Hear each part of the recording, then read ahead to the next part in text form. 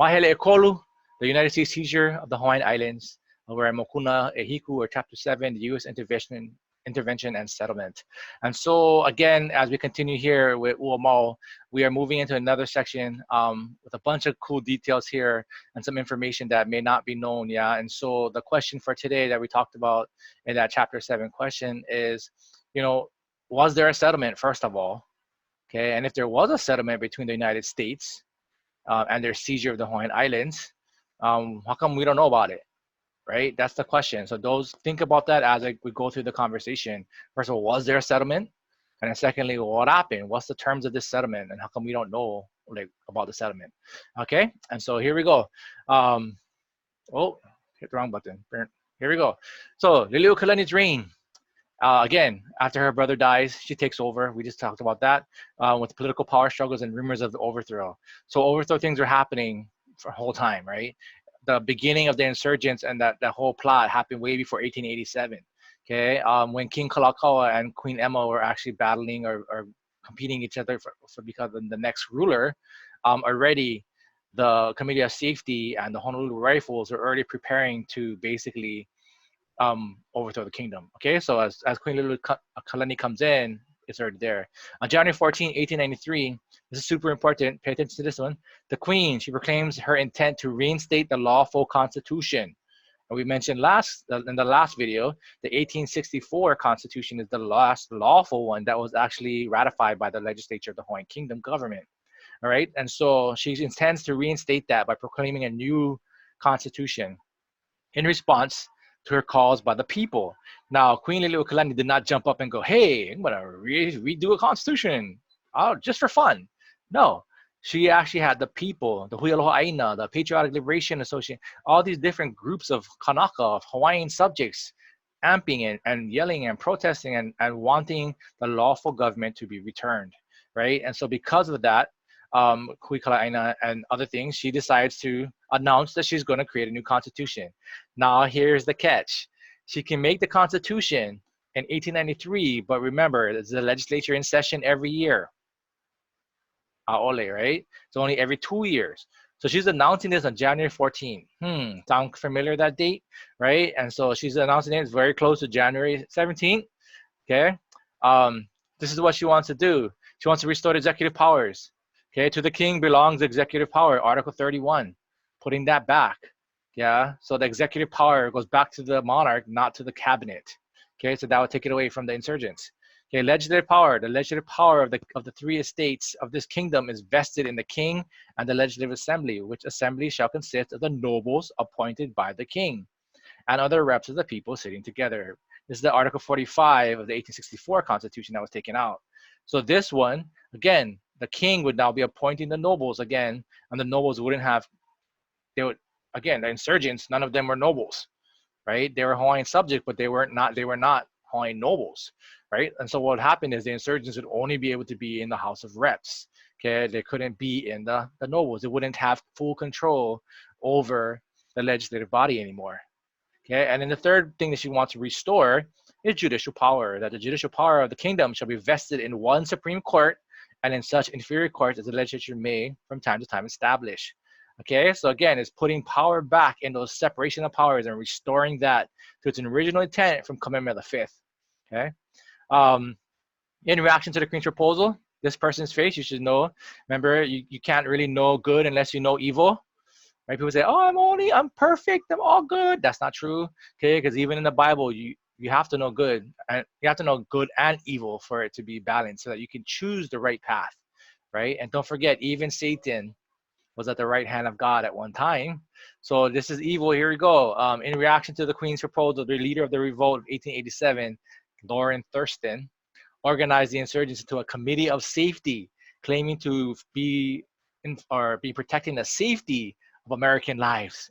Okay, committee of safety, even though this guy was a lawyer, part of the legislature, and a Hawaiian subject, and not an American. Okay, he planned to take ultimate takeover of the government and to secure annexation to the United States of America. Okay, so that was his goal. Here's Minister Stevens. The so-called Committee of Safety sought to support from U.S. Minister Stevens, so they went to see him. okay, on January 16, 1893, to order the landing of U.S. troops to protect the insurgents. But yet, the communication back to America was that they're protecting American lives and property, right? But the truth is, he landed them to protect the insurgents, okay, while they prepared for the annexation and illegal taking over of the Hawaiian Kingdom government, okay, preparing for the annexation of Hawaiian Island to the United States by a voluntary treaty of cession. Now, don't forget, right? We tried this before, okay, 1830s. Remember, Kauikeole talked to America and was talking about getting a treaty of annexation with America back then, right? They could not get it. They couldn't get it.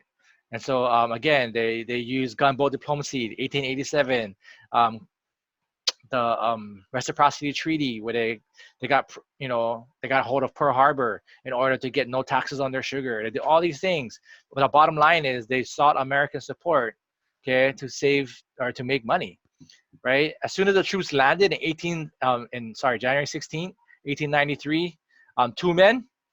The first one here, Governor of Oahu, okay, Minister of Foreign Affairs. So he's like the Department of Defense guy, Minister of Foreign Affairs.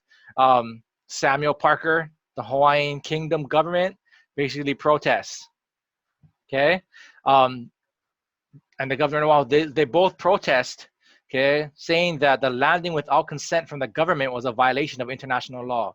Hold up. So as we think about this, I want you to understand is that in 1800s back here, our people, the Hawaiians, we understood that we were part of the international community. So to answer today's question, how come we don't know? How come we didn't know about the settlements? Well, number one is that we Hawaiians don't even know that we're part of the international community. You guys get that? We think that we're a part of the American community and America is part of the international community. But no, again, proof again that our people were part of the international community. They understood international law. Each one of you are going to be making decisions for our people and our lahui in the future. You have to know a little bit about what happened and a little bit about these things, yeah, in order to make a better decision. January 17, 1893, the Hawaiian police force was unable to arrest roughly 30 insurgents for treason without colliding with the U.S. Now, here's the catch. It is not the fact that they were unable to arrest the 30 insurgents. If you read into it, it says they were unable to arrest the 30 insurgents without colliding with the United States. They could easily have knocked out the 30 insurgents. Queen Liliuokalani had over 500 men at her disposal at this time. They could have easily went bink and killed them all, okay? But not without colliding with the U.S. So when the Queen says, I did this to protect my people, to prevent loss of life and bloodshed, she's not talking about loss of life and bloodshed of us. She's talking about, she did it to prevent the massacring of the U.S. troops, right? Because 500 men can easily take out 100 men. Does everybody agree about that? And 500 men can easily take out a force of 100 people who are who are invading their own homeland. See how that works? Easily. For years, we tried to reduce the amount of tourism and eco waste that's happening in our world today. That's detrimenting our aina, that's ripping through our lands, it's ripping through our water resources. Hello, one single virus, okay, bad as it is, it basically did what Hawaiians were fighting for the last 100 years. Right? The coronavirus has ultimately stopped all of those things. I'm watching the news and talking about Los Angeles having the cleanest air in the world. Why? Because of one virus, right? One decision. And so again, here we go. Stevens declared the United States to protect the insurgents. Okay, Marshal Charles Wilson, the head of police force here. In this photo, there we go, right there. Basically, the Queen is forced to assign executive power to the president. Again, we read about this. We talked about this already, the letter of protest. She sends that out. She gives it to Dole, who is part of the insurgents. He's actually the head judge, part of the insurgents. He gives it to him to give to the president of the United States at the time. Okay, this was not done.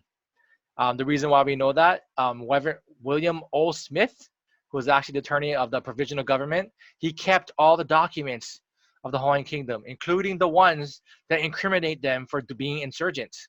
So this document here, this is actually the original letter of protest actually found in William O. Smith's documents, right? That his great granddaughter gave to a museum. Yeah, they never gave the president of the United States the letter. Okay, and so this is the actual letter. Again, February 14, 1893, President Harrison signed the Treaty of Annexation with the insurgents, okay, led by Lawrence Thurston, because he never gets the letter. He doesn't know. He thinks, okay, that the U.S. Senate, or he submitted to the U.S. Senate thinking that they had control over the country. The provisional government was the lawful government.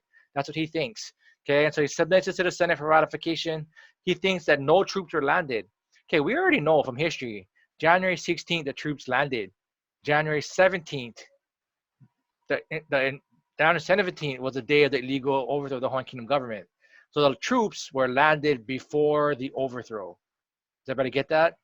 And again, this is a direct violation of international law. The troops can land after the revolt and they control the government, then the troops can land and then they can have order, whatever.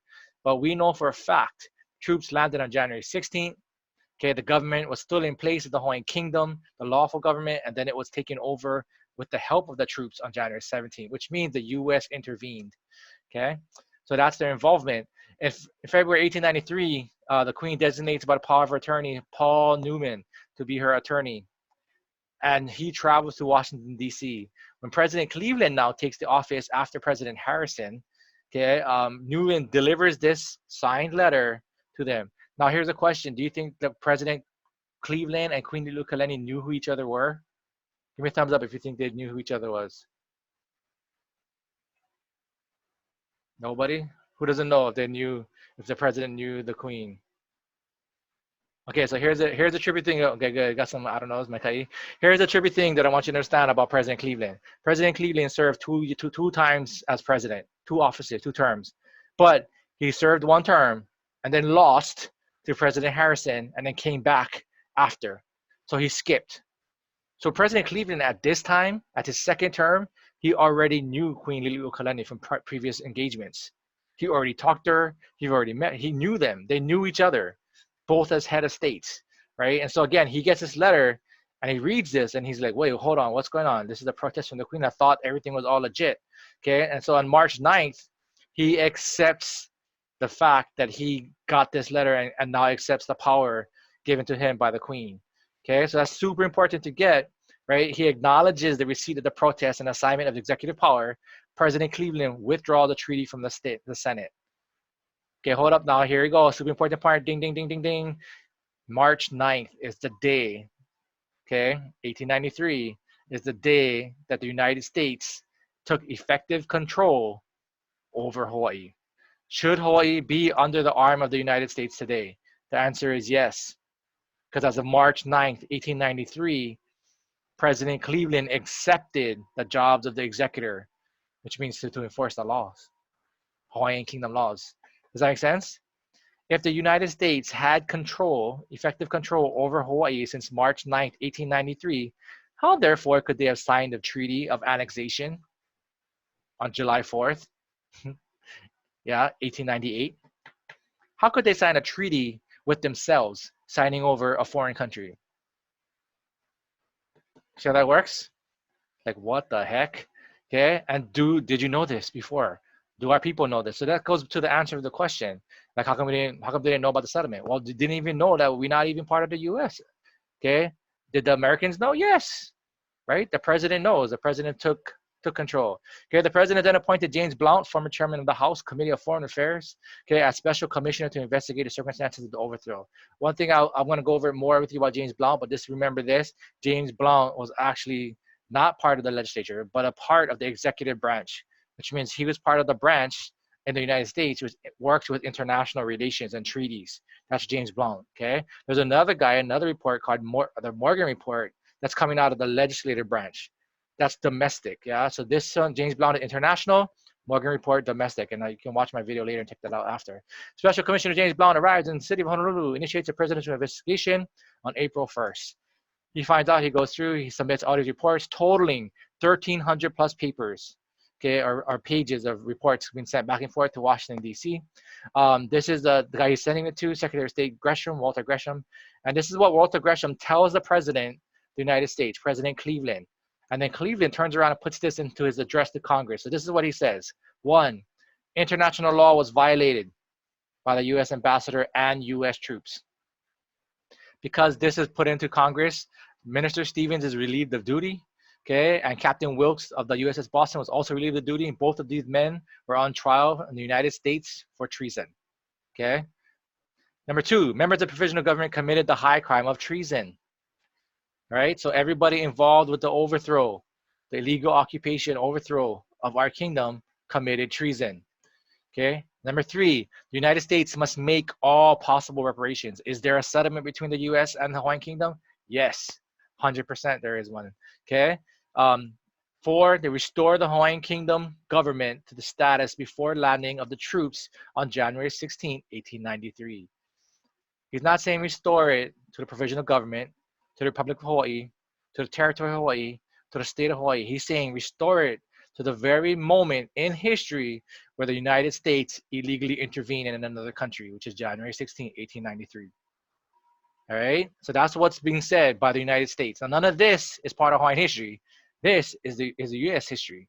Okay? And so here we go, November 13, 1893. This new person comes in, Albert Willis. He takes the place of Stevens because Stevens gets, fired. He meets with the Queen, okay, at the embassy, the U.S. embassy, okay.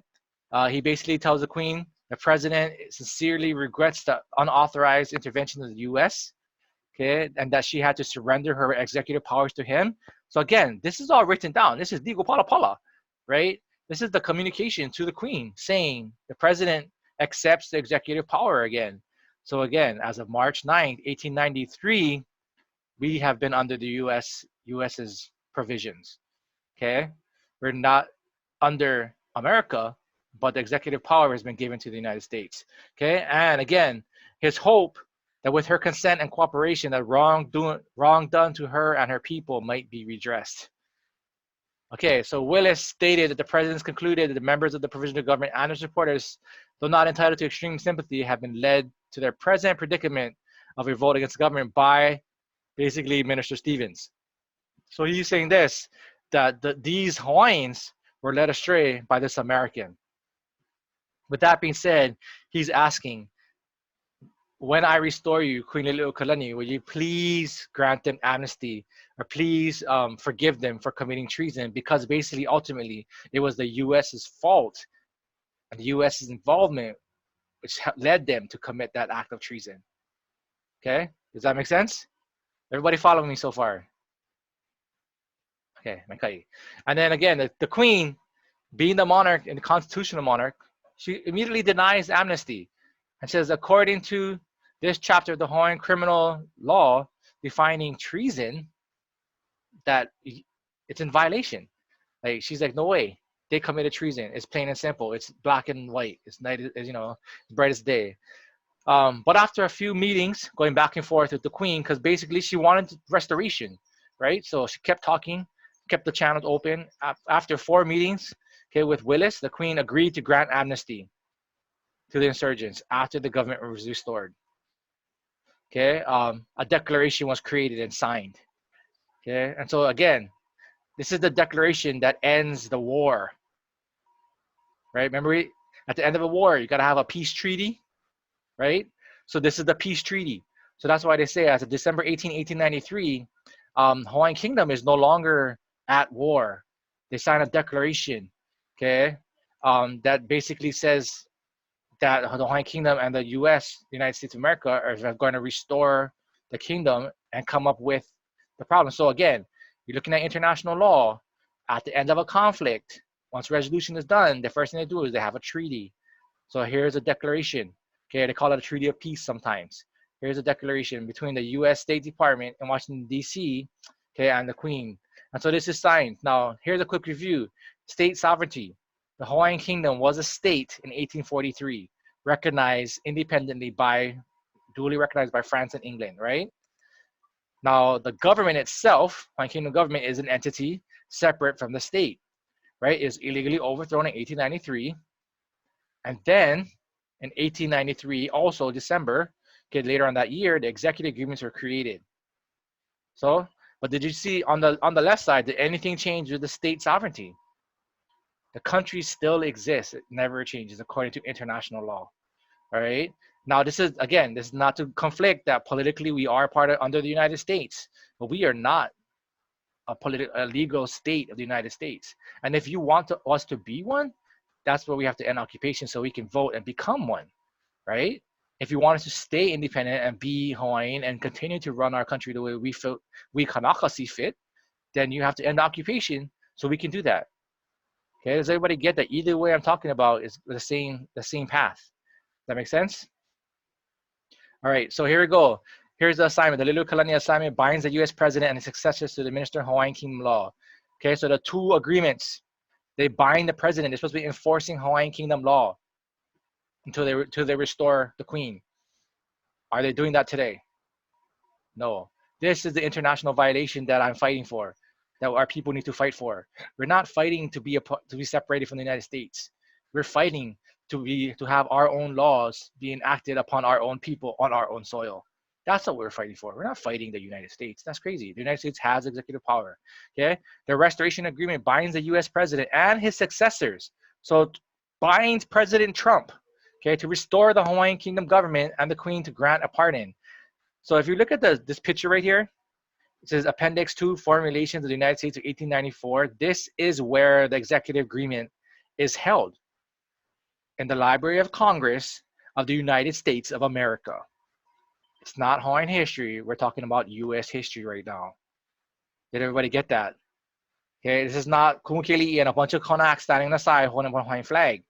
Okay, this is international law. This is United States agreements. Okay, so here we go. If you have any question of the validity of this settlement, here's an example. Okay, the first one, this happened in 2003. The Supreme Court, the highest court in the United States, ruled this. Specifically, the president has the authority to make executive agreements with other countries requiring no ratification by the Senate or approval by Congress. Okay, wait. The U.S. Supreme Court just said the president has supreme authority to do these executive agreements, and they don't need legislative approval. Did everybody get me? So the Little Kalani assignment is legal according to the U.S. Supreme Court. Second example, in 1937, we held that although an executive agreement might not be a treaty requiring ratification by the Senate, like a treaty of annexation would, it was a compact negotiated and proclaimed under the authority of the president, and as such was a treaty. Whoa. Okay, remember what we said? International relations have to be treaties. You cannot become part of the United States unless you have a treaty. This executive agreement, according to the United States Supreme Court, is a treaty. And the president of the United States, which is President Cleveland at this time, bound this treaty to all of his successors, all the way to President Trump. So the question is, do we have a settlement? Yes. Is the settlement legal? According to the United States, it's legal. According to international law, it's legal. Okay? We're not right at the point where what happened, but we're there, yeah? Politically, we are under the United States. Legally, we are under the United States. That's where we're supposed to be until the restoration agreement is done, right? There are 2 messages delivered to Congress by the president, and I will post these messages up for you in its entirety with some highlighted areas so you can just read like the highlights that I want you to understand. The message was on December 18, 1893. That date sound familiar?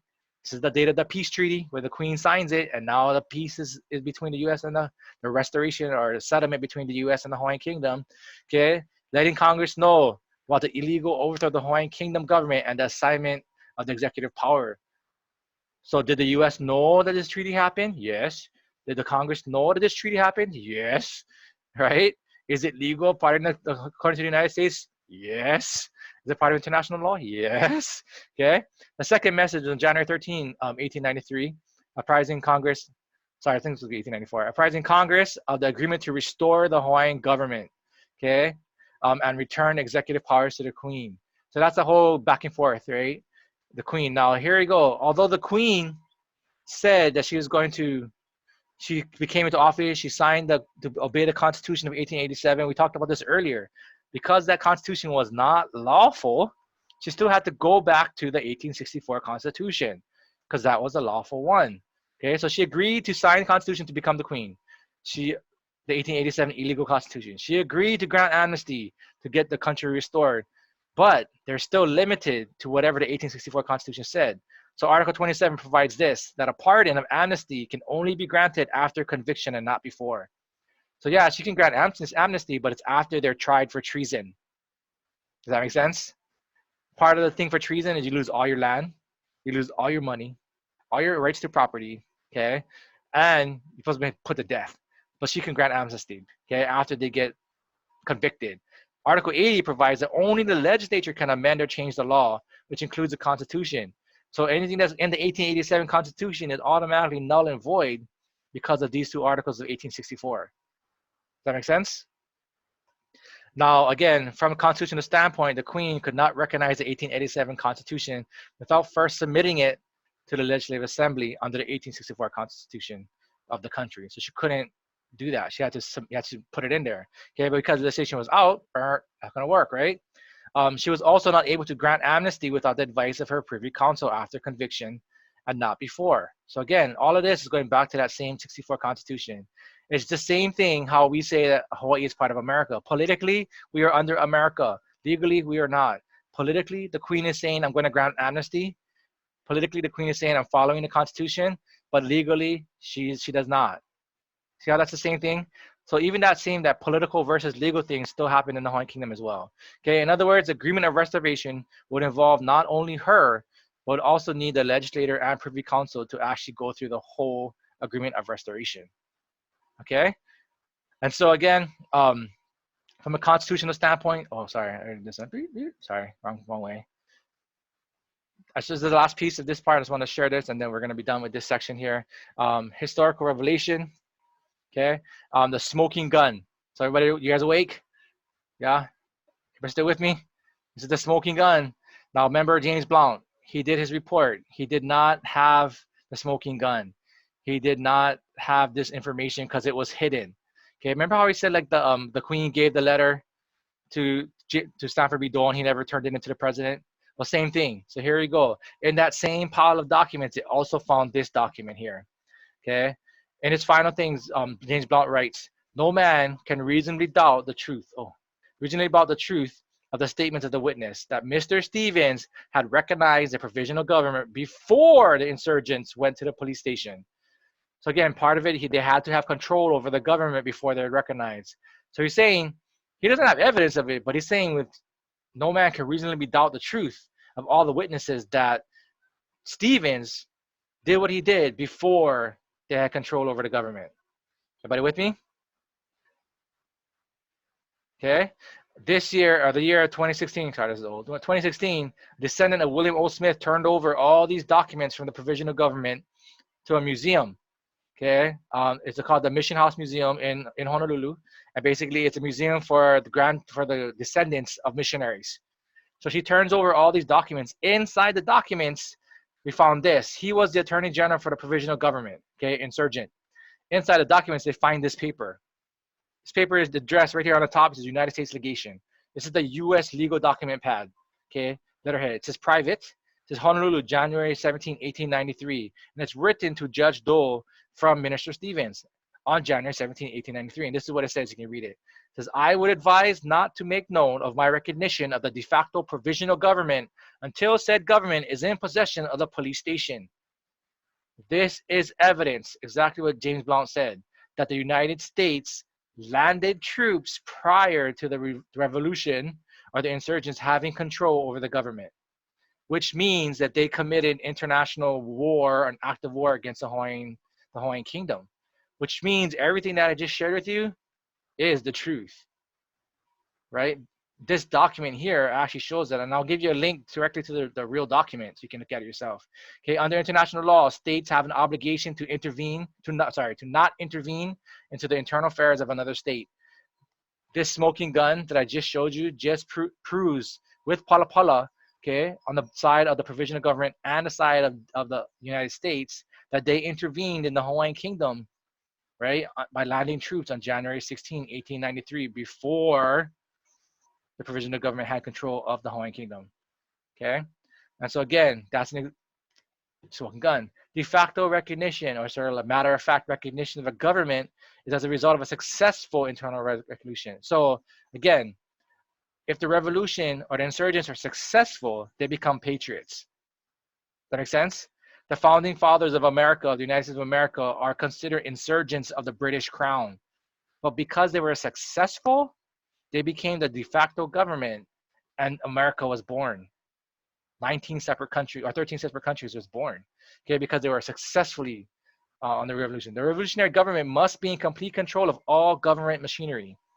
So to be successful, you have to have complete control of all the government, all the military, all the government like offices, okay? And they must have control or the backing of the people. There must be no opposition to the new regime.